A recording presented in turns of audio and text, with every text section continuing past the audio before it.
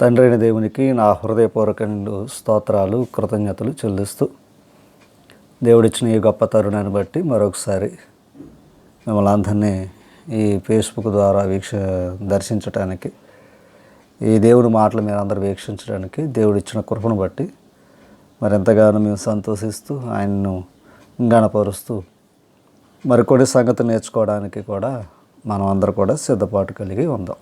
ప్రార్థనతో ఈ కార్యక్రమం ప్రారంభించుకుందాం.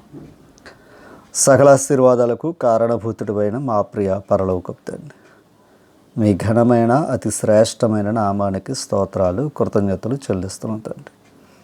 మా పట్ల మీరు అనుగ్రహించిన ఈ గొప్ప అవకాశాన్ని బట్టి మీకు కృతజ్ఞతలు చెల్లిస్తున్నాం.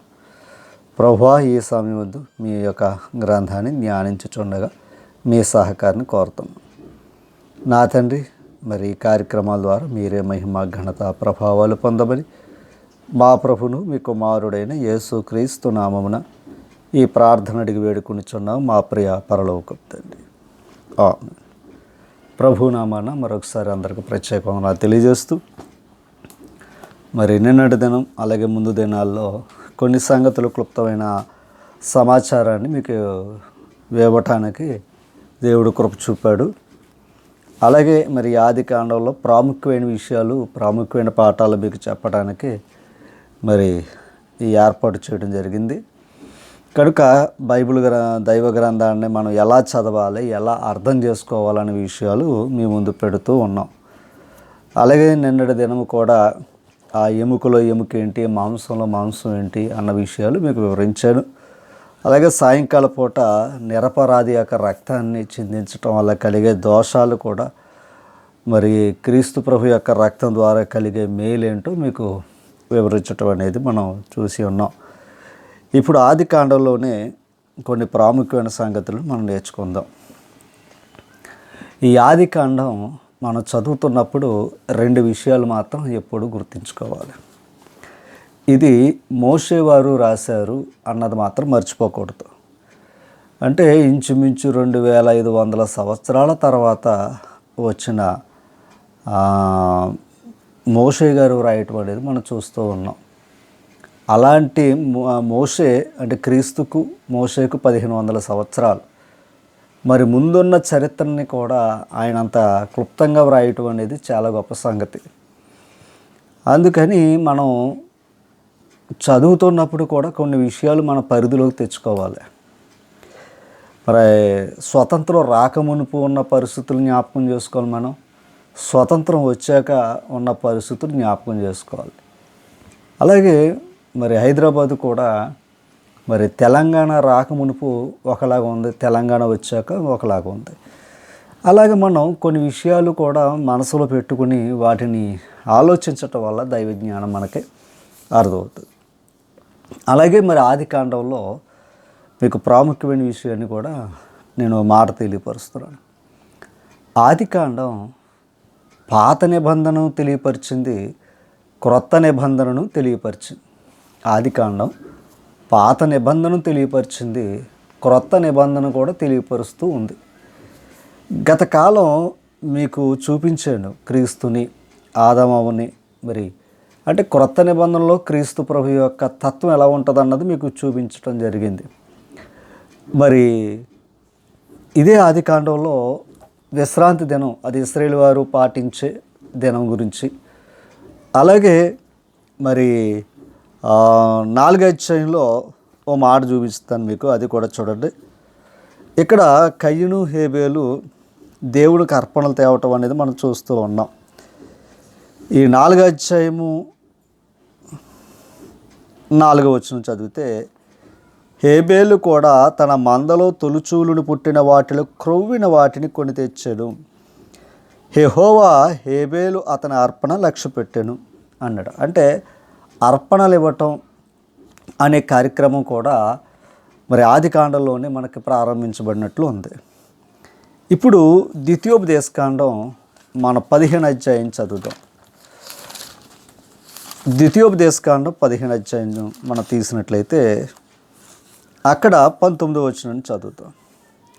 నీ గోవులలోనునేమి, నీ గొర్రె మేకలలోనునేమి తొలుచూలు ప్రతి మగదానిది నీ దేవుడని యెహోవాకు ప్రతిష్ఠించవలెను. నీ కోడెలలో తొలుచూలు దానితో పని చేయకూడదు. నీ గొర్రె మేకలలో తొలుచూలు దాని బొచ్చు కత్తిరించకూడదు అంటున్నాడు. అంటే ఏమి ఇవ్వాలి అని చెప్తున్నాడంటే తొలుచూలు ఇవ్వాలి అన్నాడు. అట్లాగే హేబేలు ఏది ఇచ్చాడయ్యా అంటే తొలుచూలు ఇవ్వటం అనేది మనం చూస్తూ ఉన్నాం. తర్వాత శ్రేష్టమైనది అన్న మాట వాడాడు. 21వ వచనం చూద్దాం. దానిలో లోపము అనగా దాని కుంటితనమైనను గ్రుడ్డితనమైనను మరి ఏ లోపమైనను ఉండి నీడలా నీ దేవుడైన యెహోవాకు దాన్ని అర్పింపకూడదు అంటున్నాడు ఇక్కడ. అంటే శ్రేష్టమైన హేబేలు ఇవ్వటం దేవుడు అంగీకరించినట్లు మనం ఆదికాండంలో మనకు తెలిసిన విషయం. అయితే ఆదికాండంలో మరి అర్పణ విషయంలో మీరు ఎలా అర్పణ ఇవ్వండి అని దేవుడు కోరలేదు. కానీ మరి ఇశ్రాయేలు వారు ధర్మశాస్త్రమై ఉన్నప్పుడు వారు ధర్మశాస్త్ర ప్రకారం నడవలసిన వారై ఉన్న అన్ని జనులు ధర్మశాస్త్రం లేకపోయినా స్వాభావికంగా ధర్మశాస్త్రమైనట్టు ఉన్నారని రోమపత్రిక 2 చెప్తాడు.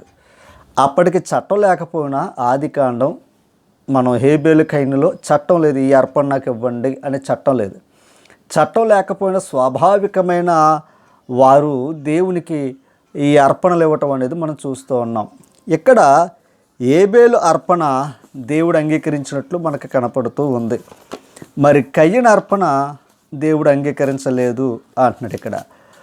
ఒకసారి సామెతల గ్రంథం 15వ అధ్యాయంలో ఒక సాంగతి మనకు కనపడుతూ ఉంది. అక్కడ 15వ అధ్యాయం 8వ వచనంలో మాట ఉంది. మరి కయీను కూడా బలులు అర్పించాడు కదా. 8వ వచనం, భక్తిహీనులు అర్పించు బలులు యెహోవాకు హేయములు అంటున్నాడు. భక్తిహీనులు అర్పించు బలులు యెహోవాకు హేయము అన్నాడు. అంటే భక్తిహీనులు కూడా బలులు అర్పిస్తున్నారు, కానీ దేవుడు దాన్ని అంగీకరించటం లేదు. భక్తిహీనులు అర్పించే ఆ అర్పణ లేదా బలులు ఏంటయ్యా అంటే వారికి నచ్చింది ఇవ్వటం. కానీ భక్తులు అర్పించే అర్పణ ఏంటయ్యా అంటే దేవునికి నచ్చేది ఇవ్వటం. ఈ రెండు మనం ఆలోచించాలి. అందుకు కయీను అర్పణ దేవుడు అంగీకరించలేదు, హేబేలు అర్పణ దేవుడు అంగీకరించినట్లు మనకి ఇక్కడ గ్రంథస్థం మనకు కనపడుతూ ఉంది. అట్లాగే దేవుని యొక్క సంగతుల్లో మరికొన్ని సంగతులు మనం ఆలోచన చేసినట్లయితే ఆనాటి కాలంలో దేవుని మందిరం అని లేదా దేవుని యొక్క సన్నిధిని ఒక ప్రత్యేకమైన స్థానాలు లేవు. కానీ ఆనాటి కాలంలో వీరు అర్పణ ఇవ్వటంలో మొట్టమొదటగా అర్పణిచ్చే చోటేటయ్యా అంటే బలిపీఠం మీద మాత్రమే అర్పణలు ఇవ్వాలి. అంటే ఆనాటి కాలంలో దేవుని యొక్క సన్నిధి ఎక్కడుందయ్యా అంటే అర్పణిచ్చే బలిపీఠమే, అది ఆయన సన్నిధిగా కనపడుతుంది. ఆది కాలంలో ఆ బలిపీఠమే ఆయన సన్నిధిగా కనపడుతుంది. మోషే కాలం దగ్గరకు వచ్చాక ప్రత్యక్ష గుడారం అనే ఒక ఏర్పాటు మనకు కనపడుతూ ఉంది. క్రీస్తు ప్రభు కాలం వచ్చాక ఆ బలిపీఠాన్ని తీసి ఆయన బలయ్యి ఆయన కూడా దేవాలయం కట్టడం జరిగింది. ఆలోచన చేయాలి. ఆది కాలంలో బలిపీఠాలు ఉన్నాయి. ఒకసారి ఆ మాటను మీకు వివరిస్తాను చూడండి. ఆనాటి కాలంలో ప్రవక్తలకు భక్తులు కూడా బలిపీఠం కట్టినట్లు మనకు కనపడుతూ ఉంటుంది. నోవాహు గారు కట్టిన బలిపీఠం ఆదికాండం 8వ అధ్యాయం 20వ వచనంలో ఉంటుంది. అంటే నోవాహు గారు కూడా దేవునికి ఏం కట్టాడు? బలిపీఠం కట్టి దేవునికి బలి అర్పించేవారు. అలాగే అబ్రహాము కూడా 12వ అధ్యాయం 7వ వచనం 8వ వచనంలోను, అలాగే 13వ అధ్యాయం 18వ వచనంలోను, 22వ అధ్యాయం 9వ వచనంలో కూడా అబ్రహాము గారు కూడా దేవునికి బలిపీఠం కట్టి దేవునికి అర్పణిచ్చినట్లుగా మనకు కనపడుతూ ఉంది. ఇలాగా ఇస్సాకు, యాకోబు, మోసే, యెహోషువ, గిద్యోను, మానోహ, ఇశ్రాయేలు, బేతేల్లో, న్యాయాధిపతుల గ్రంథం 21:4వ వచనంలో సమూయేలు మరి ఆయన ఇవ్వటం, సౌలు ఇవ్వటం, దావీదు, ఏలియా, సొలొమోను, జెరుబ్బయలు, ఇలా అందరూ చూస్తే బలిపీఠం కట్టి దేవునికి అర్పణ ఇచ్చినట్లుగా మనకు కనపడుతూ ఉంది. ఆనాటి కాలంలో ఆ బలిపీఠమే మరి దేవుని యొక్క సన్నిధిగా మనకు వాక్యం ద్వారా తెలుసుకుంటూ ఉన్నాం. కనుక ఈ బలిపీఠం గురించి చాలా ప్రాముఖ్యమైన విషయాలు మనకి కనపడుతూ ఉన్నాయి. రైట్. అట్లాగే ఇప్పుడు ఈ బలిపీఠం గురించి మన కొన్ని విషయాలు మనం ఇందాక జ్ఞాపకం చేసుకున్నట్లు ఆది కాండంలో ఈ భక్తులందరూ కూడా నోవాహు, అబ్రహం, ఇస్సాకు, యాకోబు బలిపీఠం కట్టి దేవునికి అర్పించి దేవుణ్ణి గణపరిచినట్లు మనకు ఆధారం ఉంది. ప్రత్యక్ష గుడారం అనగా మోషే కాలంలో ప్రత్యక్ష గుడారం ఉంది. ఆ ప్రత్యక్ష గుడారం యొద్ద బలిపీఠం ఉండేది. ఆ బలిపీఠం దగ్గర అర్పణలు ఇచ్చి యాజకుడు పరిశుద్ధ స్థలానికి వెళ్ళేవాడు. ఈ నరుడి యొక్క పాప పరిహార్థంగా ఆ రక్తాన్ని అక్కడ ప్రోక్షించేవాడు. సొలొమోను కాలంలో ప్రత్యక్ష గుడారము కంటే శ్రేష్టమైన స్థిరమైన ఆలయాన్ని సొలొమోను గారు కట్టినప్పుడు కూడా అక్కడ కూడా బలిపీఠం ఉంది. అక్కడ కూడా విలువైన బంగారంతో విలువైన లోహాలతో కట్టిన అక్కడ కూడా బలిపీఠం ఉంది. అలాగే యేసు ప్రభు వారు ఈ దేవాలయం పడగొట్టడం 3వ దినం ఇది నిలబెడతానని చెప్పాడు ఆయన. అంటే తన శరీరం అను దేవాలయం గురించి చెప్పాడని యోహాను సువార్తలో మనకు కనపడుతూ ఉంది. అంటే యేసు ప్రభు కట్టే దేవాలయంలో కూడా బలిపీఠం ఉంది. ఈ ముందున్న బలిపీఠాలు ఆది కాలంలో ఉన్న బలిపీఠాలు, మోషే కాలంలో ఉన్న ప్రత్యక్ష గుడారం దగ్గర ఉన్న బలిపీఠాలు, సొలొమోను గారు కట్టించిన మందిరంలో ఉండే బలిపీఠాలు, ఇవన్నీ కూడా మనకి అక్షరంగా భౌతికంగా కనబడుతున్నాయి. కానీ క్రీస్తు కట్టే బలిపీఠం అది భౌతికంగా మనకు కనపడతాం. ఏంటయ్యా అంటే ఇప్పుడు ఆయన ఆలయంలోకి వెళ్ళాలి అంటే గమనించాలి, మనము పాపం విషయంలో మరణించాలి. పాప విషయంలో మరణిస్తే అప్పుడు మనం నూతన జన్మను పొందుకుని దేవుడు పరిశుద్ధ స్థలానికి వెళ్ళే అవకాశం మనకు ఉంది. అది క్రీస్తు ప్రభు ద్వారా, ఆయన రక్తము ద్వారా. గమనించాలి, అలనాటి కాలంలో ఈ బలిపీఠం దగ్గర జంతువుల యొక్క మేకల యొక్క రక్తాన్ని ప్రోక్షించేవారు. కానీ క్రీస్తు ప్రభువారు సర్వమానవ జాతి కొరకు ఆయన రక్తం కార్చాడు. ఇప్పుడు ఆయన రక్తంలో మన పాపాలు కడుక్కోవడం, అలా కడుక్కున్నవాడు మరి పరిశుద్ధుడు అవటం, పరిశుద్ధ స్థలానికి వెళ్ళి పరిశుద్ధుని ఆరాధించే భాగ్యం నరుడు సంపాదించుకుంటూ ఉన్నాడు. ఇవి మనం కొన్ని విషయాలు మనం జ్ఞాపకం చేసుకున్నాం. అంటే ఆది కాండంలోనే కయ్యను హేబేలు గురించి అర్పణల విషయంలో కూడా భవిష్యత్తులో జరగబోవు అర్పణలు ఎలాగివ్వాలి, ఎలా ఇవ్వకూడదో కూడా దేవుడు ముందుగా వీరిని ముంగుర్తుగా పెట్టడం అనేది మనం చూస్తూ ఉన్నాం. అంటే బలుల విషయంలో కూడా మనం చాలా జాగ్రత్తగా వహించవలసిన వారమై ఉన్నామని ఇక్కడ మనకు తెలియపరుస్తూ ఉంది.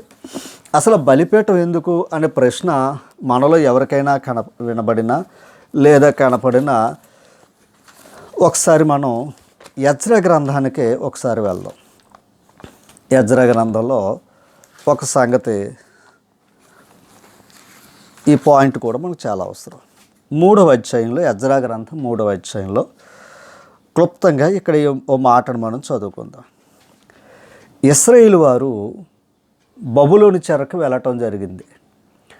అలా 70 సంవత్సరాలు బబులోను చెరలో ఉన్న తర్వాత మళ్ళా ఎజ్రా కాలంలో జెరుబ్బేలు యొక్క నాయకత్వంలో వీరు తిరిగి రావటం అనేది మనం చూస్తూ ఉన్నాం ఎజ్రా గ్రంథంలో. అలా వచ్చినప్పుడు యెరూషలేము పాడైపోయి ఉంది. మరలా మందిరం కట్టుకునే అవకాశాన్ని దేవుడు అక్కడున్న రాజు ద్వారా ఆ అవకాశాన్ని ఇచ్చాడు. అయితే వీరు రాగానే మందిరం కట్టలేదండి. 3వ అధ్యాయంలో వీరు రాగానే మందిరం కట్టలేదు. ఒకసారి 3వ అధ్యాయం అంతా చదివితే అక్కడ 2వ వచనం నుంచి కింద భాగంలో మాట ఉంది.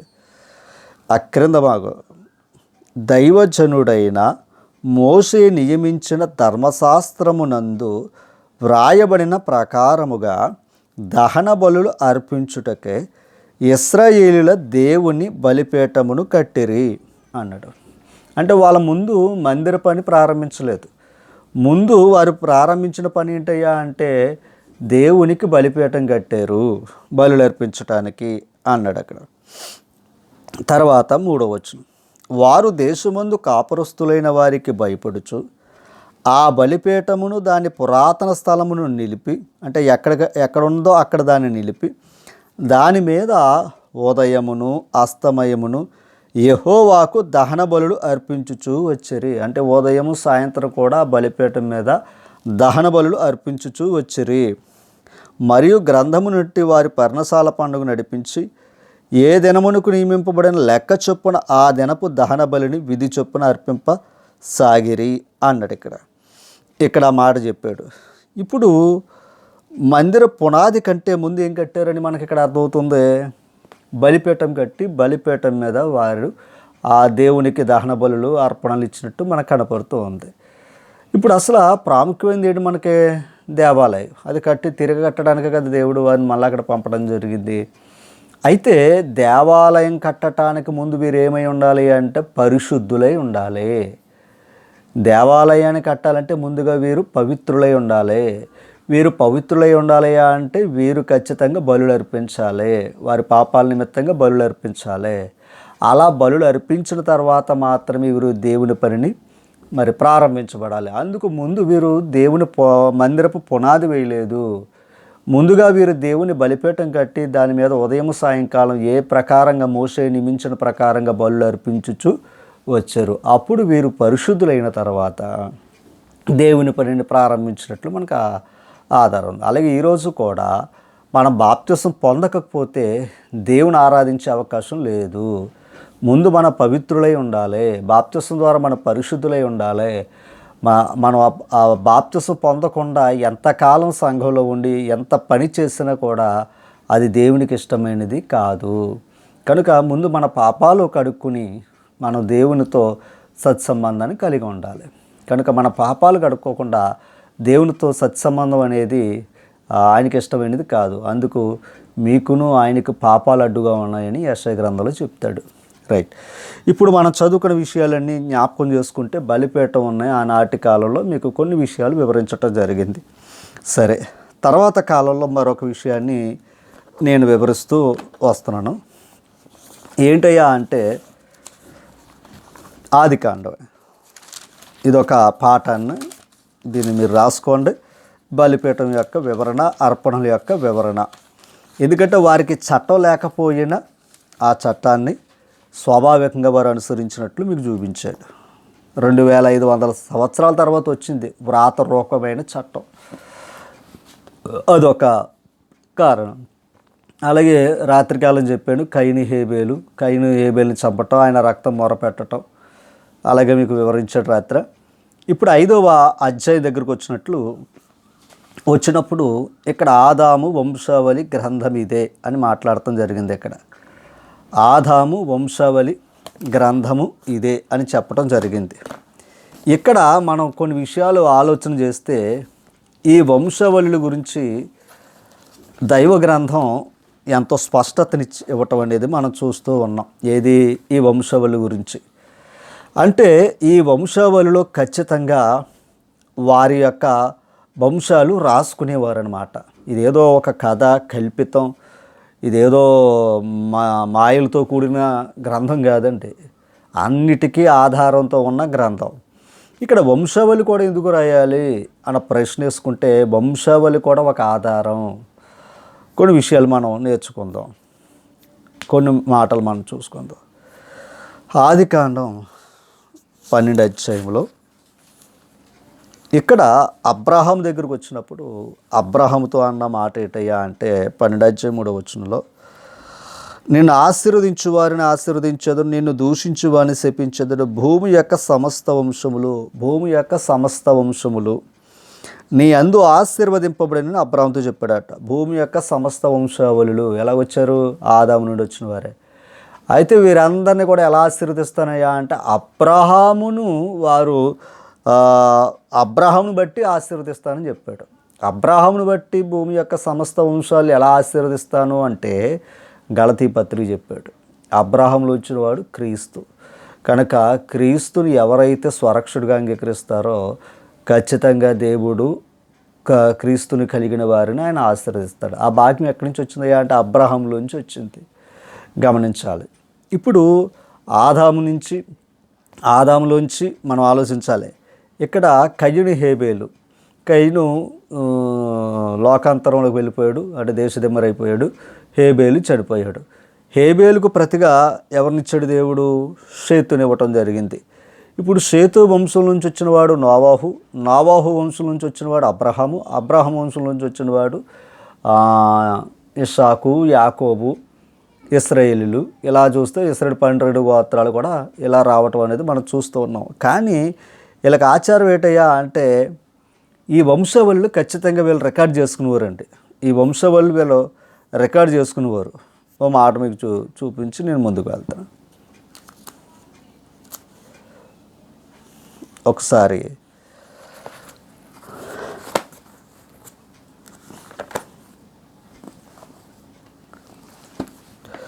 ఒక మాట యెజ్రా గ్రంథంలోకి వెళ్తాం. యెజ్రా గ్రంథం, ఈ యెజ్రా గ్రంథంలో 2వ అధ్యాయంలో 59వ వచనం. మరియు తెల్మేలహు, తెలహారస, కేరాబు, అద్దాను, ఇమ్మేరు అను స్థలము నుండి కొందరు వచ్చారట. ఇలా మళ్ళా చెరలోంచి యెరూషలేము వచ్చిన వారు గురించి. అయితే వీరు తమ పితరుల యొక్క ఇంటినైనను వంశావళినైనను చూపింపలేకపోయినందున వారు ఇశ్రాయేలులో కారో తెలియకపోయేను అంటున్నాడు. ఇక్కడ వారెవరో అని తెలియలేదు అంటే వారి వంశావళి చూపించలేకపోయారు, వారి పితరుల ఇంటి పేరు కూడా ఆధారం చూపించలేకపోయారు చెర నుంచి వచ్చిన తర్వాత 70 సంవత్సరాల తర్వాత. అందుకు వారిని వంశావళిలో చేర్చలేదు. ఇక్కడ ఒకసారి 62, వీరు వంశావళి లెక్కలో తమ తమ పేరులను వెతికినప్పుడు, ఎక్కడ 61లో యాజకుల గురించి మాట్లాడుతూ, అవి కనబడకపోయినందున యాజక ధర్మములో నుండి ప్రత్యేకింపబడి అపవిత్రులుగా ఎంచబడిరి అంటున్నాడు. అక్కడ అంటే వంశావళిలో వారి పేరు లేకపోవటం వల్ల ఎలా ఎంచబడ్డారు అంటే అపవిత్రులుగా ఎంచబడిరి అనే మాట మనకి ఇక్కడ కనపడుతూ ఉంది.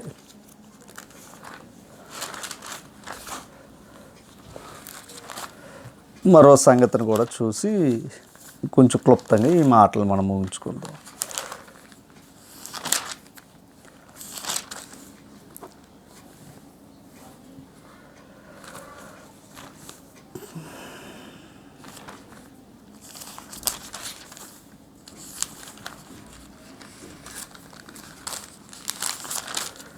ఈ 7వ అధ్యాయం నెహెమ్యా గ్రంథంలో 64వ వచనం చదువుదాం. వీరు వంశావళిని బట్టి ఎంచబడిన వారిలో వారి పద్దు పుస్తకమును వెతకగా అది కనబడకపోయెను.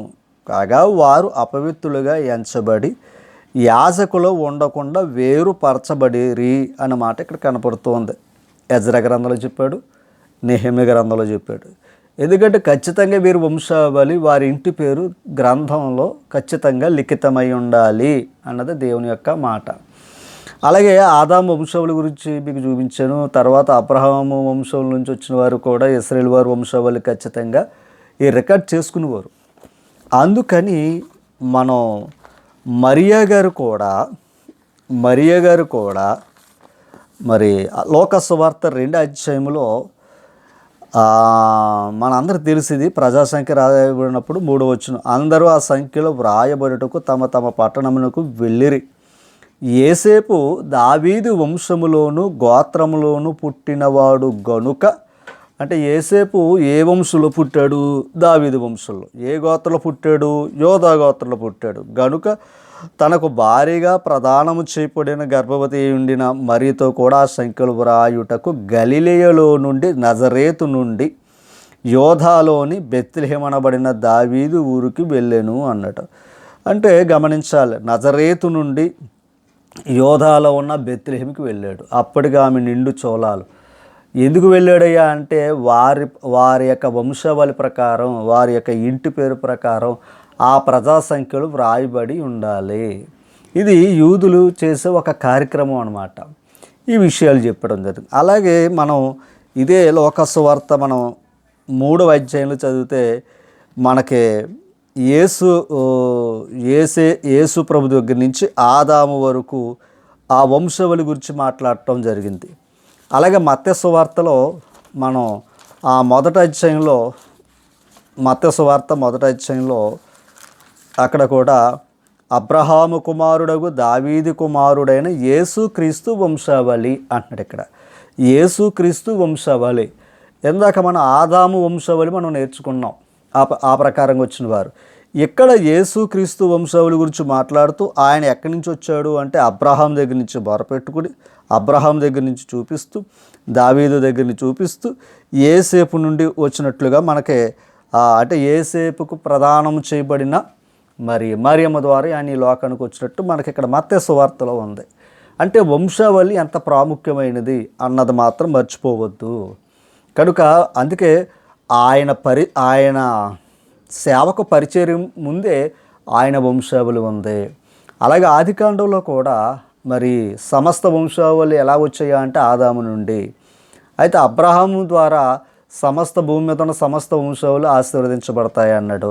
అది క్రీస్తు ప్రభు ద్వారా గమనించాలి. ఇప్పుడు మనం పేతురు మొదటి పత్రికలోకి వెళ్దాం. పేతురు మొదటి పత్రికలోకి వెళ్ళి ఒక విలువైన సమాచారం అక్కడ కనపడుతూ ఉంది. 9వ వచనం, అయితే మీరు చీకటిలో నుండి ఆశ్చర్యకరమైన తన వెలుగులోనికి, అంటే ఆ వెలుగు ఎవరయ్యా అంటే క్రీస్తు ప్రభువారు, మిమ్మును పిలిచిన వాని గుణాతిశయములు ప్రచురము చెయ్యు నిమిత్తము. అంటే ఎవరు పిలిచాడు అంటే దేవుడే పిలిచాడు. ఎలా అంటే సువార్త ద్వారా తన కుమారునితో సహవాసం చేయమని పిలిచిన వాని గుణ అతిశయములను ప్రచురము చెయ్యు నిమిత్తం. అంటే పిలవబడిన వారు, బాప్తిస్మం పొందినవారు, క్రైస్తవులు చేయవలసిన ముఖ్యమైన పని ఏంటయ్యా అంటే మనుషుల గురించి ప్రకటన చేయటం, మనుషుల గురించి సాక్ష్యం చెప్పడం కాదు, దేవుని గురించి ప్రచురం చేయాలి. ఆయన గుణాతిశయాల్ని ప్రచురము చేయాలి. దేవుని గొప్పతనం వివరించాలి. ప్రచురము చెయ్యు నిమిత్తము ఏర్పరచబడిన వంశము అన్నాడు ఇక్కడ. అంటే క్రైస్తవుడు ఏంటో తెలుసా, ఏర్పాటు చేయబడిన వంశము అన్నాడు ఇక్కడ. తర్వాత చూడండి, రాజులైన యాజక సమూహమును, పరిశుద్ధ జనమును, దేవుని సొత్తైన ప్రజలై ఉన్నారు అన్నాడు ఇక్కడ. ఒకప్పుడు యూదుల ప్రకారంగా లెక్కలు కట్టుకునేవారు, లేవీల ప్రకారంగా లెక్కలు కట్టుకునేవారు. చెప్పాలంటే రూబేను ఆ గోత్రం నుంచి లెక్కలు కట్టుకునేవారు. ఇప్పుడు అక్కడ అన్నాడు ఏర్పరచబడిన వంశం మీరు అన్నారు. అంటే క్రీస్తు ప్రభుని అంగీకరించి బాప్తిస్మం పొందిన వారు ఏర్పరచబడిన వంశమేనా అంటే రాజులైన యాజక సమూహము అన్నాడు. తర్వాత పరిశుద్ధ జనము అన్నాడు మనల్ని. అంటే క్రీస్తుని అంగీకరించటం వల్ల మనం అపవిత్రులం కావు, పరిశుద్ధులం అండర్లైన్ చేసుకోవాలి. తర్వాత దేవుని సొత్తైన ప్రజలై ఉన్నాము అనే మాట మనకి ఇక్కడ కనపడుతూ ఉంది. ప్రకటన గ్రంథం 20:15. ఆనాటి కాలంలో వారి పేర్లు పొద్దు పుస్తకంలోనూ లేదా వారి యొక్క వంశావళిలోనూ రాయటం అనేది మీకు ఇందాక చూపించిన ఎజ్రా గ్రంథం, నెహెమ్యా గ్రంథంలో. అలా పేరు లేకపోతే వారు అపవిత్రలుగా ఎంచటం అనేది ఇందాక కొద్ది మాటలు మీకు వివరించడం జరిగింది. అందుకని యేసేపు మరియ గారు కూడా వారి వంశావళి ప్రకారంగా ఆ ప్రజా సంఖ్యలు వ్రాయించుకోవడానికి వారు వెళ్ళటం అనేది మనం చూస్తూ ఉన్నాం. అలాగే ఇప్పుడు ఏమన్నాడు, క్రీస్తుని కలిగి ఉండటం వల్ల మనం ఏర్పరచబడిన వంశము, రాజులైన యాజక సమూహము, పరిశుద్ధ జనము, దేవుని సొత్తైన ప్రజలు అని అన్నాడు. మనం ఇంతకు ఎలాగవుతామయ్యా అని అంటే ఒక మాట, 20:15. ఎవని పేరైనను జీవ గ్రంథమందు వ్రాయబడినట్టు కనబడని ఎడలా, ఎవని పేరైనను జీవ గ్రంథమందు వ్రాయబడినట్టు కనబడని ఎడలా అంటున్నాడు. అప్పుడు ఆ మనుషుల ప్రజా సంఖ్యలో వ్రాయబడకపోతే అపవిత్రులుగా ఎంచి వారిని ప్రక్కన పెట్టేవారు. గమనించాలి. అంటే పేరు లేకపోతే ఆ పొద్దుల పుస్తకంలో లేదా వారు గ్రంథంలో, వంశావళి గ్రంథంలో వారి పేరు లేకపోతే వారిని అపవిత్రులుగా ఎంచి దూరంగా పెట్టేవారు. వారు అంటే కార్యక్రమం చేయడానికి అర్హులుగా ఎంచలేదు. ఇప్పుడు ఎవని పేరైనను జీవగ్రంథములో ఒకవేళ చూడండి, జీవగ్రంథమందు వ్రాయబడినట్టు కనబడకపోయిన ఎడలా అన్నాడు ఇక్కడ. అంటే ఇప్పుడు మన పేరు యూదుల వంశంలో లేకపోవటం అది దేవుడు కోరతలేదు. ఆ వంశంలో నీ పేరు ఉండాలని కోరతలేదు. కానీ జీవగ్రంథంలో నీ పేరు ఉండాలి అని కోరుతున్నాడు. అంటే గమనించాలి, ఇది మోసే కాలం నుంచి మాట ఉంటుంది ఈ జీవగ్రంథము. అంటే జీవగ్రంథం అనే మాటకు అర్థం ఏంటంటే నీతిమంతులు, నీతిని అనుసరించిన వారి పేరు జీవగ్రంథంలో రాయబడి ఉన్నాయి. అంటే దేవుని మీద విశ్వాసము కలిగిన వారి పేర్లు జీవగ్రంథంలో రాయబడ్డాయి. కనుక పాత నిబంధనలో కూడా ఈ జీవగ్రంథం గురించి కూడా మాట ఉంటుంది. అలాగే క్రొత్త నిబంధనలో కూడా జీవగ్రంథం గురించి కూడా మాట ఉంటుంది. అయితే పాత నిబంధనలో జీవగ్రంథంలో పేర్లు ఎవరికై ఉన్నాయా అంటే విశ్వాసము కలిగిన వారి పేర్లు మాత్రమే జీవగ్రంథంలో ఉంటాయి. అది దేవుని గ్రంథం అని మాత్రం మర్చిపోద్దు. ఇప్పుడు క్రీస్తునందు ఎవరైతే విశ్వసించారో వారి పేరు జీవగ్రంథంలో వ్రాయబడి ఉన్నది అని మాత్రం మర్చిపోద్దు. ఇప్పుడు క్రీస్తుని ఎవరైతే అంగీకరించలేదో వారి పేరు ఎక్కడ ఉన్నదట? జీవగ్రంథంలో కనబడని ఎడల వాడు అగ్నిగుండములో పడవేయబడును అంటున్నాడు. అంటే ఇప్పుడు ఎక్కడ వేస్తానంటున్నాడు దేవుడు? ముగింపు అగ్నిగుండంలో వేస్తాడట. అంటే ఖచ్చితంగా మన పేరు ఎక్కడ ఉండాలి? జీవగ్రంథంలో ఉండాలి. జీవగ్రంథంలో మన పేరుంటే అగ్నిగుండాన్ని మనం తప్పించుకుంటాం. కనుక జీవగ్రంథం ఆయన గ్రంథం, గుర్తుపెట్టుకోండి. ఇందాక యూదులు వారి యొక్క వంశావళి పరంపరంగా వారు రాసుకుంటూ వచ్చారు, గమనించాలి. ఈ వంశావళి అనేది మనకు యేసు ప్రభుడు పరిచయం చేయడానికే. కనుక ఇప్పుడు మనం దేవుని ఏర్పరచబడిన వంశము, దేవుని పరిశుద్ధ జనము, దేవుని ప్రజలు, దేవుని సొత్తైన ప్రజలని అన్నాడు. ఇప్పుడు మనకు కూడా క్రీస్తుని కలగటం వల్ల ఏర్పరచబడిన వంశం, గమనించాలి. ఈ లోకంలో వంశాల కంటే దేవునితో ఉన్న వంశమే గొప్పది, గమనించు. ఇది నిత్యత్వం. కనుక నువ్వెవరయ్యా అంటే నేను దేవుని బిడ్డను అని చెప్పుకుంటున్నాం. ఇంకంతకంటే ఏం కావాలి? ఆలోచించాలి. ఒక రాజకుమారుడు నీ తండ్రి ఎవరయ్యా అంటే నా తండ్రి రాజు అని చెప్పుకుంటాడు, ఎంత అతిశయపడతాడు. కానీ ఈరోజు రాజులైన యాజక సమూహము, దేవుని సొత్తైన ప్రజలు, పరిశుద్ధ జనము ఇన్ని మాటలు మనకి ఇచ్చడు. ఇవన్నీ కూడా ఎందుకయ్యా అంటే ఆయన గుణాతిశయములను ప్రచురించేయటం. కనుక మనం ఎందాక చెప్పినట్టు బలిపీఠాల గురించి మనం మాట్లాడుకున్నాం. ఆ బలిపీఠాలు మీకు వివరణ ఇచ్చాడు. కనుక ఆ బలిపీఠాలు పాత నిబంధన కాలంలో బలిపీఠాలునే, అవి మోసే కాలంలో ఆజ్ఞాపూర్వకంగా చేయాలి. అలాగే క్రొత్త నిబంధనగా వచ్చాక క్రీస్తు ప్రభువారు సర్వలోకానికి వెళ్ళి సర్వసృష్టికి సువార్త ప్రకటించండి, నమ్మి బాప్తిసం పొందినవాడు రక్షింపబడును, నమ్మని వానికి శిక్ష విధింపు. అంటే నమ్మిన వాడి పేరు ఎక్కడుంది? జీవగ్రంథంలో ఉంది. బాప్తిసం పొందినవాడి పేరు ఎక్కడుంది? జీవగ్రంథంలో ఉంది. నమ్మని వాడు ఎక్కడున్నాడో అగ్నిగుండాల్లో పడిపోతున్నాడు. కనుక భూమి మీద బ్రతుకుండగా మనం ఆధార్ కార్డుల పేరు గురించి మక్కువ చూపిస్తున్నాం, లేదా లోకంలో మనకు వచ్చే లాభాల కొరకు మన పేరు ఉందా లేదా అని పదే పదే వెతుక్కుంటున్నాం. ఇవన్నీ ఇక్కడ. కానీ నిజంగా జీవగ్రంథంలో మన పేరుంటే పరలోకంలో మనకు ఆ పౌరుషత్వం సంపాదించుకుంటాం. ఈ మాటలు విన్న మిమ్మల్ని దేవుడు దీవించాలని కోరుతూ, మరి అలనాటి కాలంలో ఉన్న వంశావళి గురించి మాట్లాడాను, వివరించాడు. అలాగే ఇప్పుడు వంశం ఏటయ్యా అంటే దేవుని చేత ఏర్పరచబడిన వంశము. కనుక ఆ వంశంలో మనం ఉండాలి అంటే జీవగ్రంథంలో పేరు లేకపోతే ముందు జీవగ్రంథంలో పేరు రాయించుకోండి. జీవగ్రంథంలో పేరు ఎప్పుడు రాయబడుతుందయ్యా అంటే నీ పాపాలు ఒప్పుకుని విడిచిపెట్టి క్రీస్తుని అంగీకరిస్తే, క్రీస్తు ఎప్పుడైతే నువ్వు బాప్తిసం పొందావో నీ పేరు జీవగ్రంథంలో రాయబడి ఉంటుంది. ఇంకొక విషయం, జీవగ్రంథంలో మన పేరు రాసి ఉంటే మంచిదే. ఒకవేళ రాసిన తర్వాత మనం మరలా లోకంతో సహవాసం చేస్తే ఆ జీవగ్రంథంలో ఉన్న పేరును కూడా ఆయన ఏం చేయగలడయ్యా అంటే మరలా చేరిపోయగలడు. ఆలోచించాలి. జీవగ్రంథాల పేరు రాయించుకోవడం గొప్పదే, అలాగే బాప్తిసం పొందడం గొప్పదే. ఆ బాప్తిసం పొంది రక్షణ సంపాదించుకోవడం, ఆ రక్షణ మరణ పర్యంత వరకు కొనసాగించుకోవాలి అని వాక్యం తెలియపరుస్తున్నాడు. ఈ మాటలు విన్న మిమ్మల్ని అందరినీ దేవుడు దీవించాలని కోరుతూ మా గురించి మీ యొక్క అనుదిన ప్రార్థనలో జ్ఞాపకం చేసుకున్నాను. అందరికీ నా హృదయపూర్వక వందనాలు. Thank you.